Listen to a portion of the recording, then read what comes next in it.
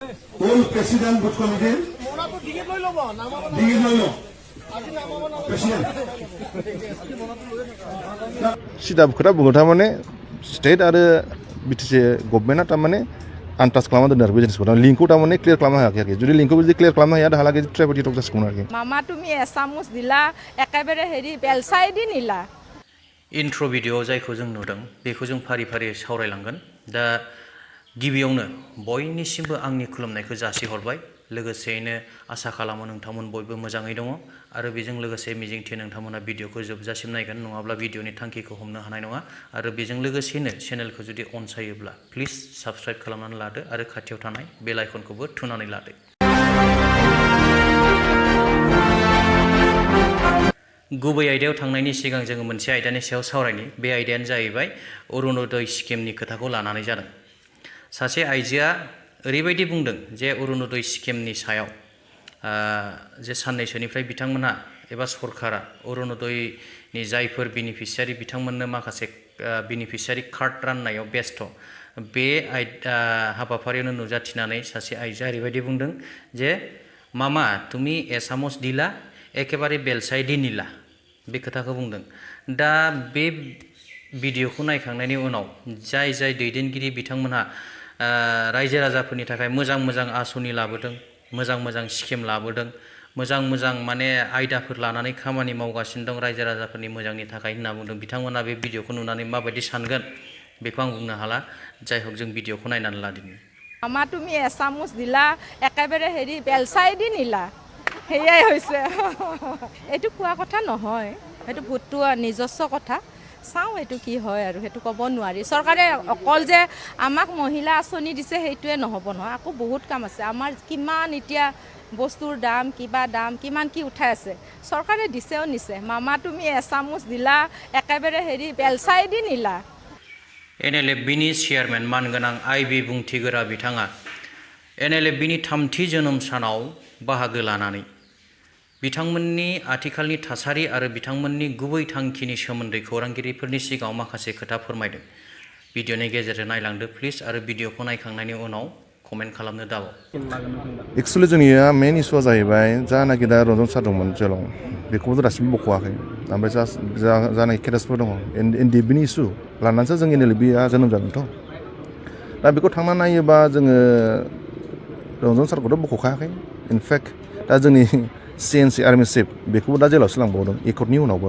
सिगां बिसोर बुंदोंमोन कि रन्जन सारनि केसा माबामोन मा होनलाय बे एकर्डनि सिगां कनभिक्ट जानायमोन बेखायनो बेखौ थारमाने एसे प्रब्लेम जादों बख'नो होननानै नाथाय दा आं बेखौनो सोंदों आरोखि ना आङो माबाफोराव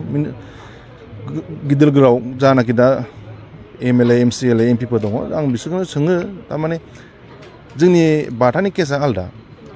बेथ' कनभिक्ट जायाखैमोन सिगांहाय दा खिन्थु एकर्डनि उनाव मानि थाखाय लांखो खिन्थु एकर्डनि उनाव मानि थाखाय बेबायदि सोहैफिनखो दा बेखौ थारमाने बिसोरसो मिथिगोन आरोखि जोंथ' बेखौ बिजिरना नायगोन बिटिआर एकर्डनि जानाखि दफाफोर मावफुंजादों बबेबा दफाया बिराद मोजाङानो दङ बेफोर मावफुंजानायाथ' मोजाङानो खिन्थु बबेबा दफाया थारमाने दा एक्सुवेलि बे एनडिएफबिनि केसखौ लानानै बुङो आरोखि ना हाइनेस नन हाइनेस केसखौ लानानै बेफोरबायदि जाथावना नङामोन आरोखि दा जुदि सुख सान्ति जुदि थाजोबनो लुबैदोंमोनबा माखासे जेलाव थानानै माखासे राजा जानाय बेखौथ' नों आङाबोथ' फसायनाय नङाना सोरबाया खस्थ'आथ' बयबो खालामदोंमोन जयैनो आबसुआनो होन एनडिएफबिआनो होन बिएलटिआनो होन जेनेबा दा माखासेया जुदि राजा जानानै थायोबा माखासेया जुदि जेलाव थुनानै थायोबा बेथ' मोजां जाया आरोखि जोंनि साननायाव बेफोरबायदिनि थाखायनो जोङो दा थारमाने बेफोरबायदि एनएलएफबि होनाय जोङो मोनसे जांख्रिथायारि माबाखौ लाफिननांगौ जादों जोङो माबासिम होजोंहाय जोङो प्रेसिडेन्टनिसिम जों मेम'रेन्डाम हरदोंमोन ओमफ्राय प्रेसिडेन्टनिफ्राय जोङो रिप्लाइ मोनफिनदों थारमाने दा ओमफ्राय बिनिफ्राय मा खालामदों स्टेटआव थारमाने एसे माबा खालामना दोन्दों आरोखि थारमाने लिंकखौ थारमाने एसे सिदा खोथा बुङो थारमाने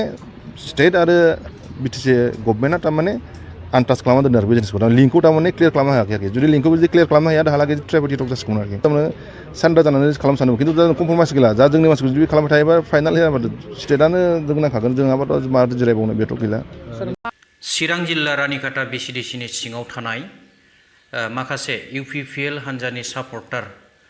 गामियारि रायजो राजा बिथांमोना UPPL हान्जाखौ नागारनानै BPF दोलोआव जयेन जानायनि नुथायखौ नुनो मोन्दों बे जयेन जानाय हाबाफारियाव बारग' डिपुटि चिफ खाम्फा बरगयारि बिथाङा बाहागो लादों आरो खौरांगिरिफोरनि सिगाङाव माखासे खोथा बुंदों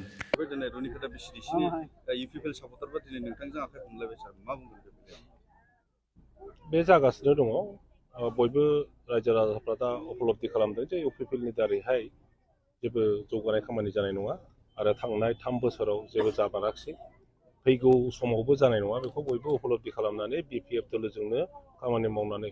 गाव गावनि ओनसोलाव भबिष्यताव उन्नयन खालामनाय गावनि न'खर सालायनाय गावनि फिसाफोरनि फरायनाय दरायनाय बेफोरखौ थिग थाक खालामनायनि बयहाबो मोनसे सिद्धान्त दङ बयनिबो गोसोआव सिमां दङ दा बेखौ जाफुंनो थाखाय बिपिएफआव जइन जादों दा साबैसे मानसिया जइन जादों ओरैनो फिसा गामिसो हल बिसोरो फैदों गार्जेनफोरखौल' जइन जादों आरो बिसोरनि न'खराव जि 3 बा 4 मानसिफोर दङ बिसोरो गार्जेना जाबाय नालाय बिसोरो गासिबो जाजोब्बाय होननानै हमनानै लानाय बेखौ फुब खान्थालमुरि होनना बुङो बे खान्थालमुरिनि ओरैनो फिसाथार गामि आदिबासि गामि